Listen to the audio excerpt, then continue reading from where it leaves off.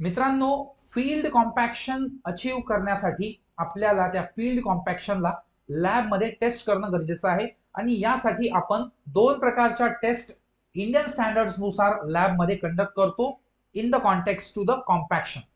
याच्या करस्पॉन्डिंग जर आपण विचार केला तर याच्यामध्ये आपण लाईट कॉम्पॅक्शन टेस्ट एक कंडक्ट करतो, ज्याच्यामध्ये लाईट हॅमर आपण यूज करतो, कमी हाईट वरून त्याला ड्रॉप करतो, आणि दुसरी आपण मॉडिफाईड टेस्ट म्हणजेच हेवी कॉम्पॅक्शन टेस्ट आपण कंडक्ट करतो. सो बेसिकली या दोघांमध्ये एनर्जी जी दिली जाते ती कमी जास्त असते. लाईट कॉम्पॅक्शन टेस्ट मध्ये कमी एनर्जी दिली जाते आणि मॉडिफाईड जे आहे हेवी टेस्ट तिच्यामध्ये जास्त एनर्जी दिली जाते.